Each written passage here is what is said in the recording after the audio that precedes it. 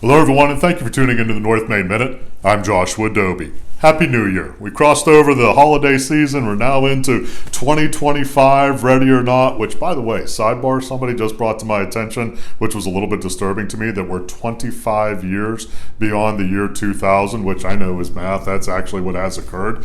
But in the year 2000, people like me were thinking about things like computers and clocks stopping. And here we are 25 years later in 2025. I don't think we're as worried about clocks stopping or computers not working. Anyhow, Happy New Year to you. Thanks for giving me a moment here as we talk about what to do in the new year. What are the kinds of things from a financial standpoint that are good to keep in mind? Well, sometimes with the new year, we have New Year's resolutions, we have goals, we may even have things that we want to do differently from a financial standpoint. Let me give you just a couple that you may want to toss out there to you, maybe on your radar screen, may not be on your radar screen, but a couple of good things to keep in mind, especially if you're one who doesn't have a financial plan. This can be as good a time as any to begin to start that process. So what does that mean? Well, first, identify your goals. What is it that you would like to accomplish from a financial standpoint?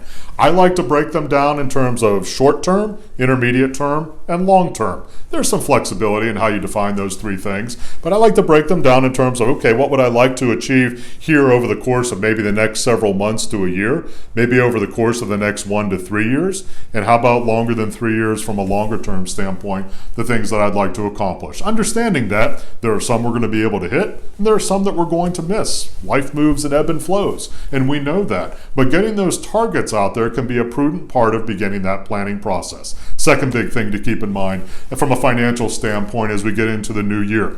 Do you have any big adjustments which are coming up in your life from a financial standpoint that you know in advance? Perhaps 2025 is the year in which you're going to retire. Perhaps in 2025, you're looking to change jobs. Perhaps in 2025, you're thinking about getting married, having children, all kinds of financial impact sorts of things. Perhaps you're going to graduate from college. Perhaps you're going to start college. Big financial commitments there. Are you ready to address those in the most prudent financial ways? So if you know those things in advance, again, begin to put a strategy together, if you haven't done that already, about how you're going to address those. What makes the most sense from a planning standpoint for those, let's call them more one-off or larger kinds of financial experiences, so that you can prepare for some things that may or may not happen as you're getting closer to and even involved in that financial process. Third big thing to keep in mind as we're in the new year here, give yourself financial flexibility. I know, you hear me say this a lot. This is not a new idea if you've been listening to the North Main Minute for a while now, but I can't overemphasize about how important financial flexibility is.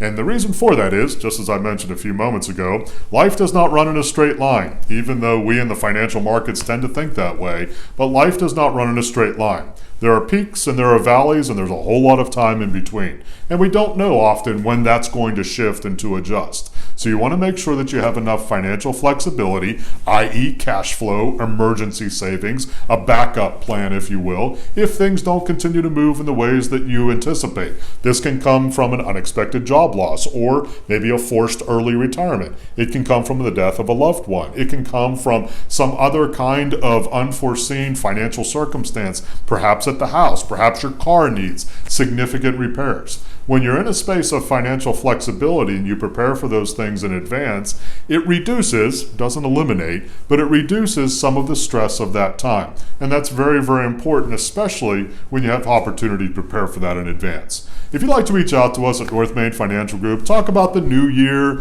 new goals, resolutions, if you're that kind of person, about what you'd like to do differently from a financial standpoint, or perhaps to plan for some of the things that we're talking about here, we'd love to hear from you. NorthMainFinancial.com.